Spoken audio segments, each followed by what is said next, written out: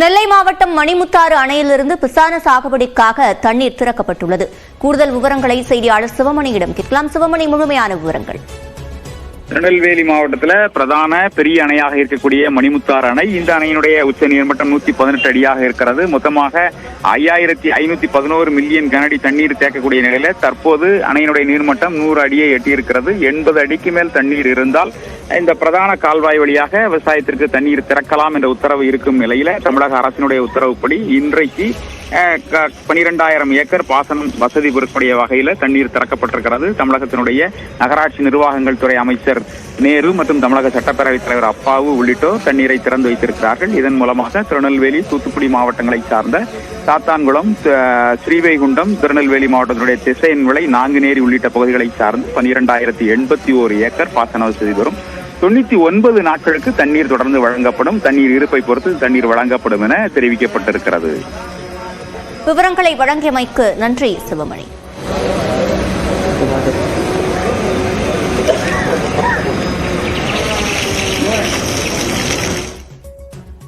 Big pass 7வது season வெற்றியாளர் அர்ச்சனாவுக்கும் finalist மாயாவுக்கும் இடையே எக்ஸ் பக்கத்தில் நிலவும் வார்த்தை போர் சமூக வலைதளங்களில் விவாத பொருளாக மாறியுள்ளது. நடிகை அர்ச்சனா தனது எக்ஸ் பக்கத்தில் கடந்த சீசன் போட்டியாளர் ஒருவரின் ரசிகர் தனக்கு மிரட்டல் விடுப்பதாக தெரிவித்திருந்தார். இதற்கு பதிலளித்த நடிகை மாயா, தானும் கடந்த சீசன் போட்டியாளர் ஒருவரின் PR குழுவால் 100க்கும் மேற்பட்ட முறை மிரட்டப்பட்டதாக பதிவிட்டுள்ளார். மேலும் தற்போது வரை தங்கள் வீட்டு பெண்கள் மற்றும் குழந்தைகளுக்கு பாலியல் ரீதியிலான துன்புறுத்தல்கள் குறித்த மிரட்டல்கள் தொடர்வதாகவும் பதிவிட்டிருந்தார். இந்நிலையில் நடிகை அர்ச்சனா தனது மற்றொரு எக்ஸ் பக்கத்தில் மாயாவின் பதிவை தான் பார்த்ததாகவும் தங்களுக்கும் மற்றவர்களுக்கும் நடந்ததை நினைத்து தான் அனுதாபம் கொள்வதாகவும் தெரிவித்துள்ளார்.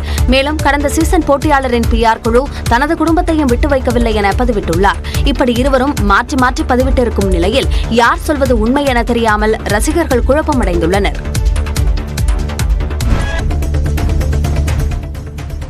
நாடாளுமன்றத்தில் பாஜக எம்பிக்கள் போராட்டம் நடத்தியதும் ராகுல் காந்தி மீது வழக்கு பதிவு செய்யப்பட்டதும் மலிவான அரசியல் என கரூர் MP ஜோதிமணி தெரிவித்துள்ளார். கிருஷ்ணராயபுரத்தில் செய்தியாளர்களிடம் பேசிய அவர், ராகுல் காந்தி மீதான குற்றச்சாட்டு தொடர்பான CCTV காட்சிகளை அரசு வெளியிட மறுப்பதாக குற்றம் சாட்டினார்.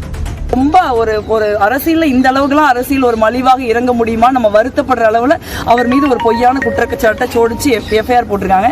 நாங்க ஒண்ணுதான் கேட்கிறோம். அது ஒரு நாடாளுமன்றத்தில் பழைய நாடாளுமன்ற கட்டிடத்திலையும் சரி, புதிய நாடாளுமன்ற கட்டிடத்திலையும் சரி, ஒரு அடிக்கு ஒரு CCTV கேமரா இருக்கு. அப்படி ஏதாவது நடந்திருந்தா அந்த CCTV கேமராவை வெளியிட வேண்டியதானே? அதை வெளியிட மாட்டேங்கிறாங்க. திமுக அலை எங்கு வீசுகிறது என 2026 பார்ப்போம் என்று பாஜக சட்டமன்ற உறுப்பினர் வானதி சீனிவாசன் தெரிவித்துள்ளார். கோவை ராம்நகர் பகுதியில் மகளிர் சுய உதவி குழுக்களுக்கான பயிற்சி முகாமில் கலந்து கொண்டு அவர் மகளிரிடம் விழிப்புணர்வு ஏற்படுத்தினார்.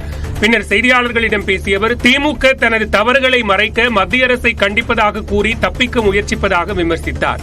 இவர்களுடைய தவறுகளை மறைப்பதற்காக இன்று செயற்குழுவிலே அத்தனை பொய் தீர்மானங்களை மத்திய அரசுக்கு எதிராக ஏற்றிருக்கிறார்கள். இதை ஒருபோதும் மக்கள் நம்ப போவதில்லை. மக்கள் அவர்களுடைய கோபத்தை 200 அப்படின்னு இன்னைக்கு சொல்றாங்கல்ல, அந்த 200ல 2 பூஜ்ஜியத்தை எடுத்துட்டு கொடுக்க போறாங்க. அதுதான் நடக்க போகுது. திராவிட முன்னேற்ற கழகத்தினுடைய அரசுக்கு மக்கள் நிச்சயமாக சரியான மதிப்பெண்களை வருகின்ற சட்டப்பேரவை தேர்தலில் கொடுக்க போகிறார்கள்.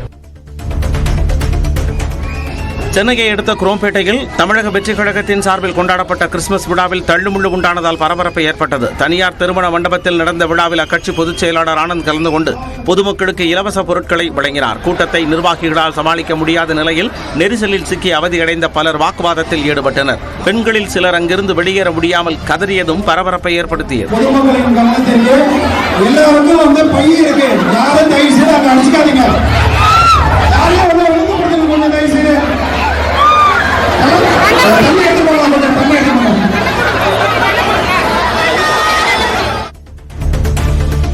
தூத்துக்குடியில் நடைபெற்ற மாநில அளவிலான ஜூடோ போட்டியில் 500க்கும் மேற்பட்ட வீர வீராங்கனைகள் கலந்து கொண்டனர். அமைச்சூர் ஜூடோ கழகம் சார்பில் மாநில அளவிலான சீனியர் ஜூனியருக்கான ஜூடோ போட்டிகள் தூத்துக்குடி மாவட்ட விளையாட்டு அரங்கில் உள்ள உள் விளையாட்டு அரங்கில் தொடங்கியுள்ளது. நாக் அவுட் முறையில் நடைபெறும் இந்த போட்டியில் சென்னை, கோயம்புத்தூர், மதுரை, கிருஷ்ணகிரி உள்ளிட்ட 21 மாவட்டங்களிலிருந்து வந்துள்ள போட்டியாளர்கள் பங்கேற்று தங்களது திறமையை வெளிப்படுத்தி வருகின்றனர். இதில் வெற்றி பெறுவோர் புதுடெல்லியில் அடுத்த மாதம் நடைபெறும் தேசிய அளவிலான போட்டியில் பங்கேற்க உள்ளனர்.